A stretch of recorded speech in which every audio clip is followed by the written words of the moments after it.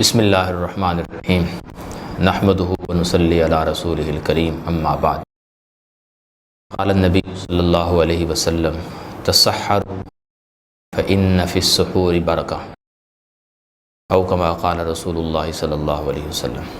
محترم ناظرین اور سامعین، سلسلہ دروس رمضان میں آج کی ہماری گفتگو سحری اور افطاری کے احکام اور آداب سے متعلق ہے۔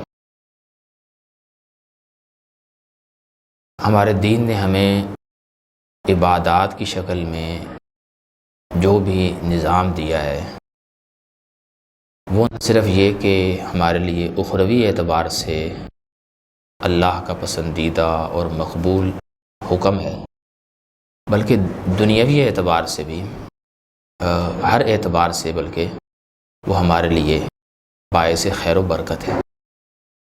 چنانچہ ماہ رمضان المبارک، جس میں ہمیں روزے رکھنے کا حکم ہے، تراویح پڑھنے کا حکم ہے، اس مہینے میں ہمیں روزہ رکھنے کے لیے جو طریقہ کار بیان فرمایا گیا ہے اور ہمیں یہ کہا گیا ہے کہ روزہ رکھنے سے پہلے سحری کھایا کرو۔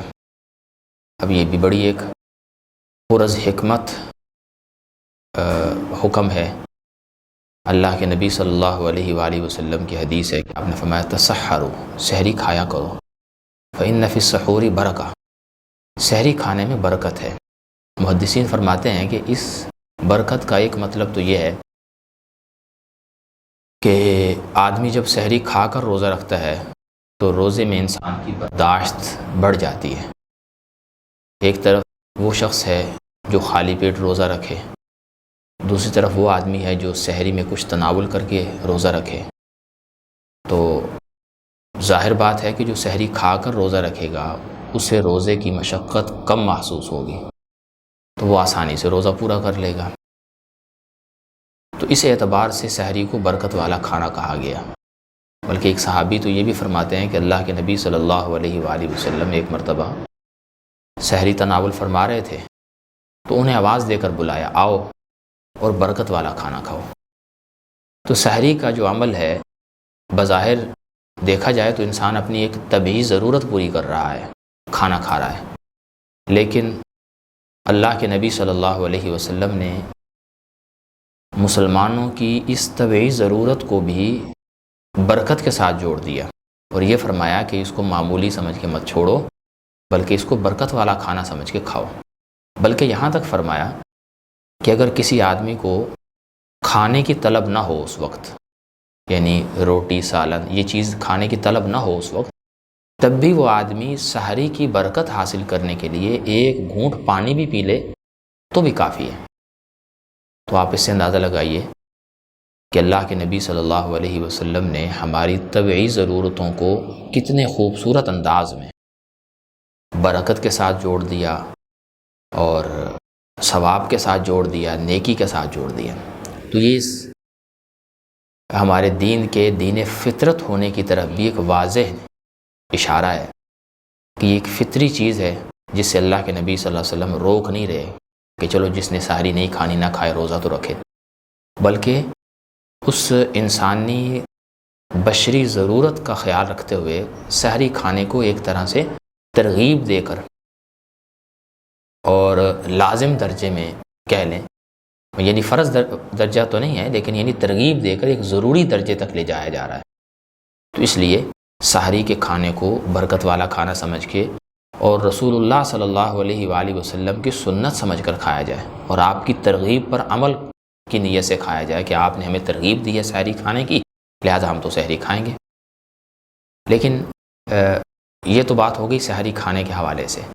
ایک چھوٹی سی گزارش یہ ہے کہ سحری کھانے میں بسا اوقات ہم لوگ تھوڑی سستی کرتے ہیں، اور وہ یہ کہ پہلے نوافل میں لگے رہتے ہیں یا پہلے نیند میں مست ہوتے ہیں، اور جب آخری وقت آتا ہے سحری کا تو ہم اٹھ کر جلدی جلدی کھانے لگتے ہیں، جبکہ رسول اللہ صلی اللہ علیہ وآلہ وسلم کی سنت مبارکہ یہ ہے اور آپ کی عادت مبارکہ یہ تھی کہ آپ سحری کو جلدی تناول فرماتے ہیں، اور جو عبادات ہیں، نوافل ہیں، تلاوت ہے، وہ اس کے بعد کی جائیں۔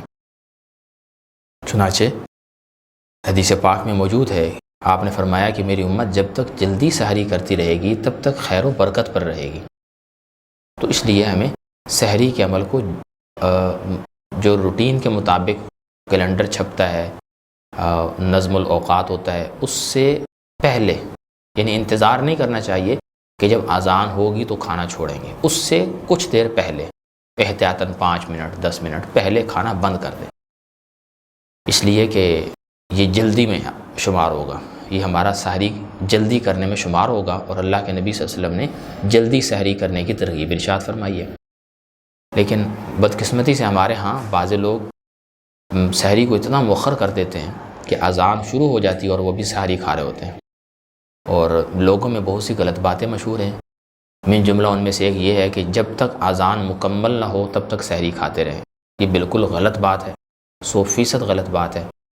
اذان ہوتی ہی تب ہے جب سحری کا وقت ختم ہو جاتا ہے۔ اذان کا آغاز سحری کے وقت کے اختتام کے بعد ہوتا ہے۔ تو یعنی آپ جب اذان کو سنیں تو پھر آپ ذہن سے یہ بات نکال دیں کہ اب آپ کے پاس کھانے کا وقت ہوگا۔ اگر آپ اس وقت کھاتے ہیں تو آپ اپنے روزے کو خراب کرتے ہیں۔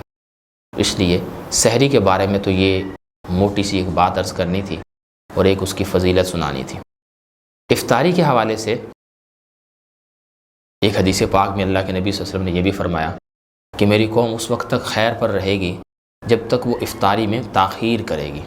اب افطاری میں تاخیر کا مطلب یہ نہیں ہے کہ مثلا آج کل 6:32 پر روزہ کھل رہا ہے تو ہم 6:42 کر دیں، نہیں، یہ مطلب نہیں ہے۔ مطلب یہ ہے کہ اس کا انتظار مت کیا جائے کہ جو ہی 6:32 ہوں تو ہم کھانا شروع کر دیں، بلکہ 1-2 منٹ احتیاطاً تاخیر کر کے کھائیں، تو اس کو اللہ کے نبی صلی اللہ علیہ وسلم نے بہتر فرمایا۔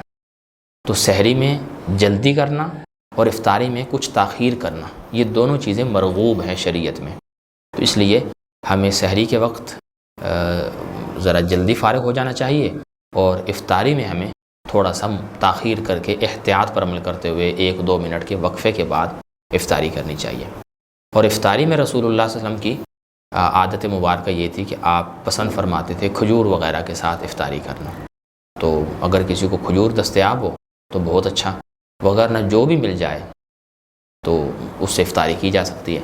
افطاری کے موقع پر ایک دعا ہے جو ابو داؤد شریف میں آتی ہے، اللہم لک صمت وعلی رزقک افطرت۔ یہ دعا ابو داؤد شریف میں موجود ہے۔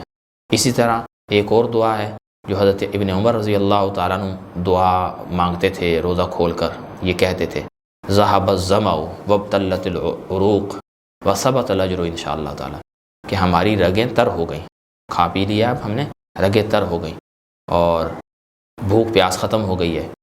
جب یہ 2 کام ہو گئے تو ہمیں اللہ کی ذات سے امید ہے کہ ہمارا اجر بھی اللہ کے ہاں پختہ ہو چکا ہوگا۔ تو افطاری کے وقت میں یہ 2 دعائیں تو احادیث کی کتابوں میں ملتی ہیں۔ اس کے علاوہ ان 2 دعاؤں کے علاوہ بھی افطاری کا جو وقت ہے وہ دعاؤں کی قبولیت کا خاص وقت ہے۔ جس طرح سحری کا وقت تہجد کا وقت ہے، یہ دعاؤں کی قبولیت کا وقت ہے، اسی طرح افطاری کا وقت جو ہے اس وقت بھی انسان کی دعائیں قبول ہوتی ہیں۔ تو انہی 2 دعاؤں پر اکتفا نہیں کرنا چاہیے، بلکہ سحری کے آخری اوقات کو اور افطاری سے کچھ دیر پہلے کے اوقات کو ہمیشہ دعاؤں میں مصروف رہنا چاہیے۔ مثلا سحری کے آخری 5-10 منٹ آدمی دعائیں کرتا رہے، افطاری سے 5 منٹ پہلے انسان دعا شروع کر دے اور 5-7 منٹ آدمی دعا کر لے، اور اس میں جو بھی انسان کی حاجتیں ہیں، ضرورتیں ہیں، وہ اللہ تعالیٰ سے انسان مانگے، کیونکہ اللہ کے نبی صلی اللہ علیہ وسلم نے ارشاد فرمایا کہ اس بابرکت مہینے کی ہر افطاری پر اللہ تعالیٰ ہزاروں لوگوں کو جو ہے وہ جہنم سے آزادی نصیب فرماتے ہیں۔ تو اللہ تعالیٰ سے یہ بھی مانگا جائے، اپنی آخرت کی بھلائی بھی مانگی جائے، دنیا کی بھلائی بھی مانگی جائے، کہ اللہ تعالیٰ اس مہینے میں اپنی عطا میں مکمل جوش کے ساتھ اور کثرت کے ساتھ اللہ تعالیٰ عطا کرتے ہیں۔ تو اس مہینے کو ہمیں ضائع نہیں کرنا چاہیے، اور خاص طور پر سحری اور افطاری کے قیمتی اوقات کو اپنی طبی ضرورت اور تقاضے کو بھی پورا کرنا چاہیے جو انسان ہونے کے ناطے میں بھوک پیاس کے معاملات ہیں، اور اس کے ساتھ ساتھ دعاؤں کا بھی خاص طور پر اہتمام کرنا چاہیے۔ اللہ تعالیٰ ہمیں توفیق عطا فرمائے کہ ہم اپنی سحری اور افطاری کے اوقات کو ضائع ہونے سے بچائیں، اور خاص طور پر یہ جو مسنون دعائیں ہیں ان کے مانگنے کا بھی اہتمام کریں، اور اس کے علاوہ بھی اپنی جو ضرورتیں ہیں ہم اللہ کے سامنے رکھیں۔ اللہ تعالی ہمیں عمل کی توفیق عطا فرمائے۔ وآخر دعوانا الحمد للہ رب العالمین۔